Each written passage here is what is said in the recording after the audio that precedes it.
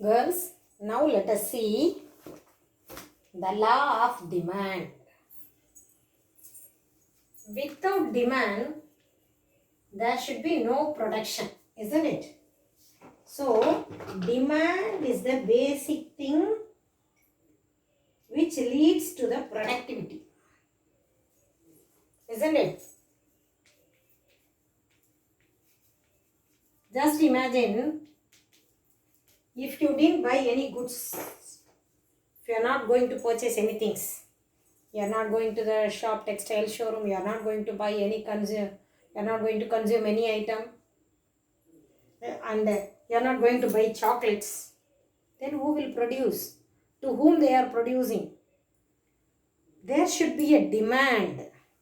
Without a demand, there is no productivity. So demand is the basic or the essential act for the creative or production in the firm. So it is essential for the production, survival and profitability, isn't it? So without a demand, there should be no production. If there is no production, there is no employment. If there is no employment, there is no income. So it is the basic for all the economic activities. So the law of demand, we are going to study the two definitions given by J. Harvey and two definitions we are going to study, and Steiner and Hugh.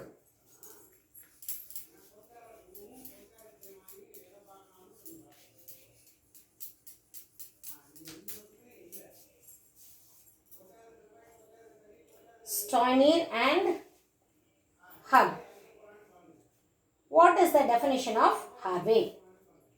Demand in economics is the desire to possess something and the willingness and the ability to pay a certain price in order to possess it. Already I told you yesterday, I think so, while I am taking characteristics of wants, I told what is the difference between the desire and the want. That is demand. Want means demand. Not only willingness to buy. If you will to buy, that is desire. Both willing to buy and able to pay for it. You should have the ability. Only then it is considered to be demand. If you have only the desire, if you have only the willingness, I want to buy a car, that is a desire. I want to buy a bicycle, that is a demand. Do you understand? If my income is limited, I should have the limited wants. I should know how much have I to pay to satisfy my wants. So, the demand or want is nothing but the willing to pay and able to pay to possess it, to collect it, to get it. And what is the definition of Steiner and Hag? Demand in economics means desire backed up by enough money to pay for the good demanded. He is also said the same thing in another words. The words has been changed but the content is same. So the demand means not only the willing to buy but also able to pay for it. Able to buy. What are the features of demand? That means characters. What are the features of demand? Usually hereafter if I write DD, that is demand. Okay. DD means not Divya Darshinipa. DD here refers to demand. First one, price. Demand is always related to price. Isn't it? I told in the introductory class, don't think that whatever the teacher, the miss is saying, she is referring the introduction class, because I taught you everything. I told you everything in the introductory class, so that only I am recalling. Just recollecting your memories. I told you on that time, if the price if the price increases, people do not buy the things. The demand will go down. So, the demand is related to price. If the price is less or low, people will buy more. The demand will be more. I told you an example on that time, the jasmine flower, isn't it? And also, Varalakshmi நோம்புன்னு அப்போ சொன்னேன், நினைவு இருக்கா? உனக்கு நினைவு இருக்கான்னு தெரியல, but I remembered very well. The Varalakshmi Nobbu, the people, they used to buy bananas, fruits and other things, banana leaves and other things, beetle leaves. The rate of the beetle leaves increases because of the demand increases. So the price is related to demand. The demand is related to price always. Demand is related to price. Time. Demand is related to time. Per day, per week, per month, per year. What is the example for that? For example, as I said, recently we celebrated Vinayagar Chaturthi, isn't it? So, the particular day, the rate of the fruits, the rate of the bananas and other things were high. So, that is demand per day, isn't it? Sometimes it can be extended for a week. For example, if you buy potatoes and other things, you can keep it for 1 week. Some vegetables. So, the time being, if they want to, if they going to celebrate a festival at home or a function at home on Wednesday, if they buy on Saturday or Sunday, so on the particular day, the people, they prefer to buy the vegetables on Sundays, isn't it? Usually, the people, those who are going for work, they used to buy the fruits and vegetables and all the needed things on Sunday. So, it will be the demand on per week, isn't it? For 1 day, they are getting for the week. So, that is demand per week. Unit of time, day, per month, week and year. And market. The market determines the demand, isn't it? What is the meaning by market? Market is a place where buyer and seller meeting each other, isn't it? If there is a demand from the buyer, there will be, the price is high, the seller will get more profit. So it is always related to the market, where the product needs, isn't it? For example, the demand for woolen clothes in the summer season, the demand for woolen clothes in winter season, there will be a market in the winter season, isn't it? The people, all the people, they used to buy. And also the rainy season, during the Diwali festival time, the usage of umbrellas, it will rise. So, the area, that also determines. If you sell the raincoats and other things, the sale of raincoats and umbrellas and the other things are less than Kodaikanal or where can we say, Kerala, isn't it? Because the people in Kerala, they need umbrella. Without umbrella, they cannot go out because they do not know when do the rain come. When does the rain come or go? So, there will be a market in the Kerala for umbrella always, relatively compared to Madurai. So, there is a place for demand. It determines the demand. The place determines the demand. And the fourth one, amount, money, isn't it? So, it is based on the buyer's desire, how much amount he has. If I have more money, the demand will be more. I'll buy more things, I'll purchase more. If my income or if my money is less, I'll buy less amount, there will be less demand. So, the money determines the demand. All these things determines the demand. These are the features of demand, characters of demand. And next one, we are going to study the demand function. This also I told already. What is demand function? Now I told, isn't it? Demand is depend upon price. Demand is dependent upon price. Why? The demand for a commodity is a function of price.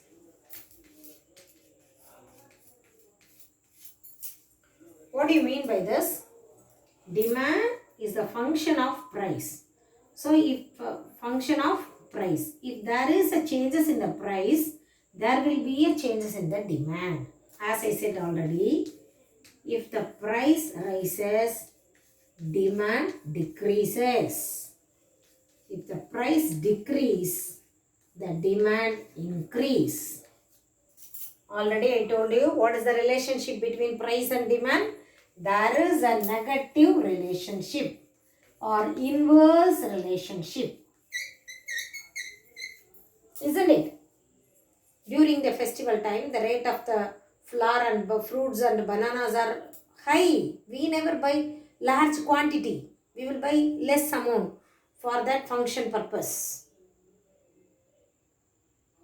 But in some days, it will be very cheap. So we will buy more and we will consume more.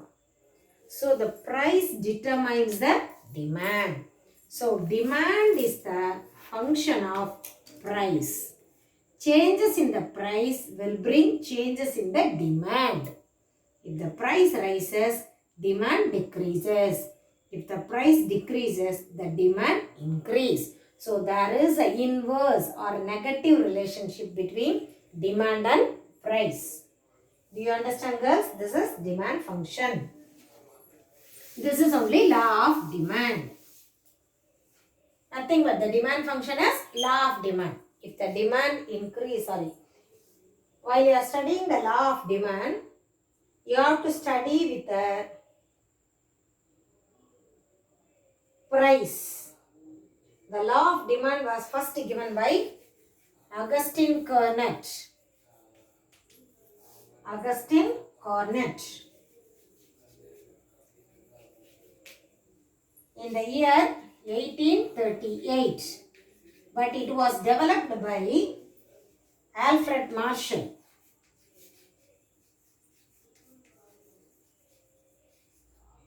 As I said, while you are studying the law of demand, you have to study from the price side. As I said, demand is the function of price. So you have to start from the price. If the price rises, demand decreases. If the price decreases, the demand increases. So you have to start from the price side. Law of demand should be stated only from the price side. Do you understand? Let me explain you why you cannot say demand increases, price decreases.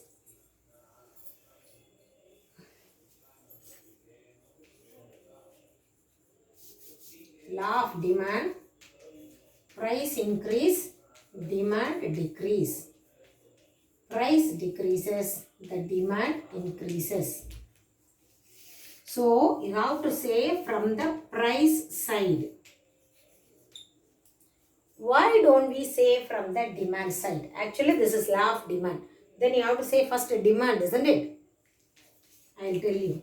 If the demand increased, what would happen? Take an example as a wedding functions.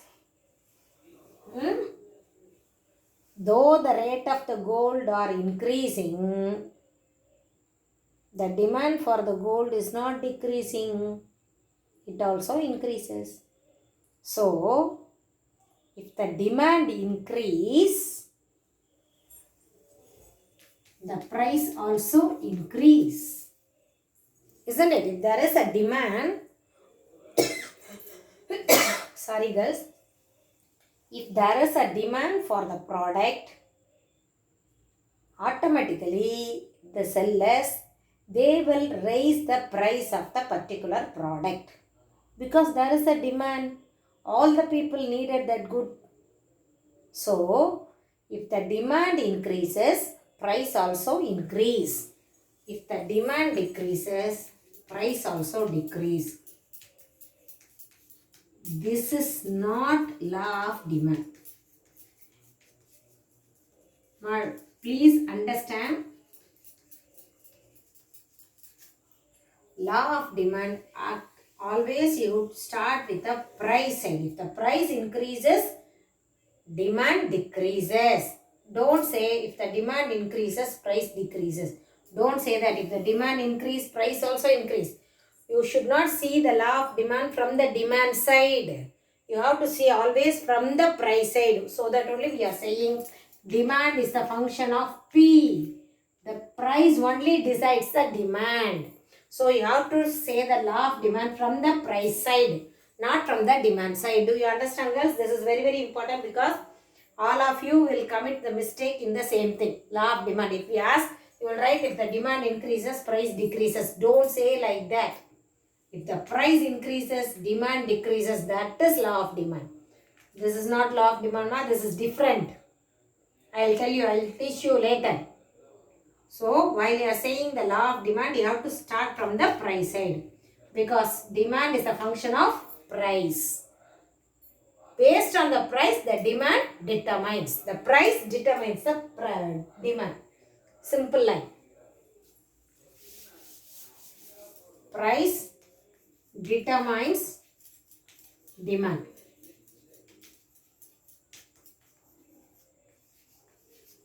Do you understand? So, you have to always see from the price side. Don't see from the demand side. And what are the assumptions of law of demand? What are the assumptions?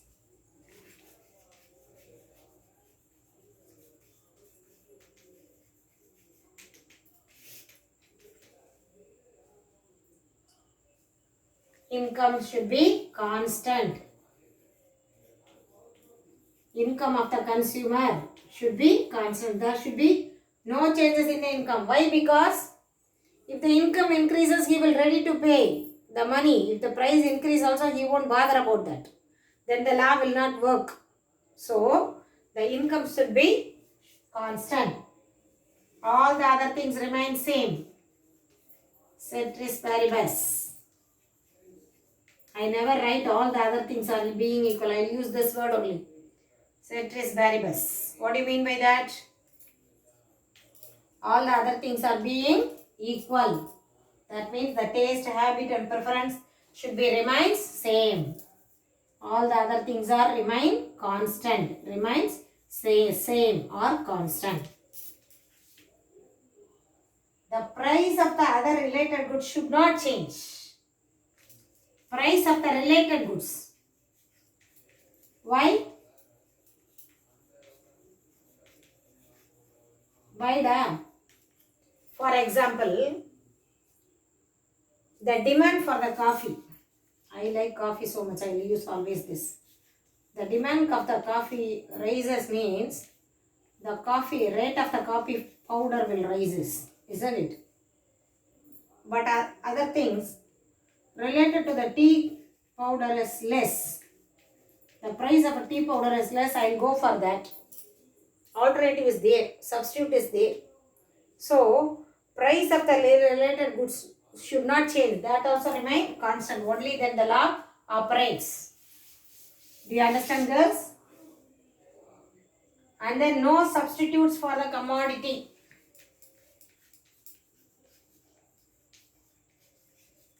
The same way. Alternative goods irukakudadu. No substitute. Otherwise, the law did not work. Doesn't work. because we will go for other one. If the price rise means we will go for the other alternative goods. So the law of demand will not function. Continuous demand will be there. What do you mean by that? If demand for the particular commodity is based on the price means the demand should be continuous, only then the law of demand functions. If there is no demand, then there will be a, what I said, fall in price, isn't it? If there is no demand, there will be a fall in price. So the law of demand will not function. So the demand should be continuous and constant. There should be increase. No, not any changes in the, should not be any change in the quantity of the commodity.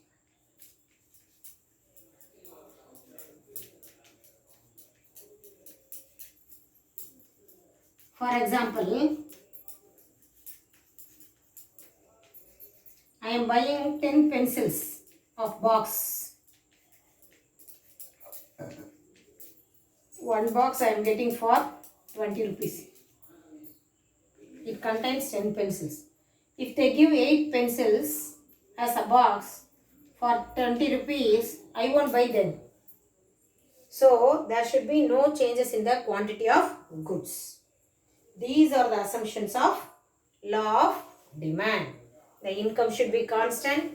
The taste, preference and other things should be constant. Price of the related goods should be constant. There should be no substitute for the particular commodity. Continuous demand should be there, the particular commodity, and there is no changes in the quantity of the goods. If these assumptions are applicable, then the law of demand operates. Otherwise, it doesn't operate.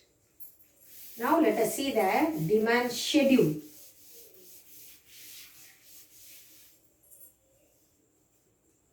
I already told you, price determines the demand for the product.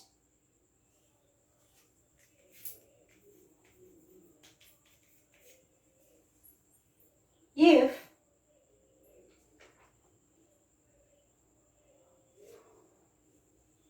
a price of a quantity is 5, for example, you just think an apple. If a price of an apple is 5,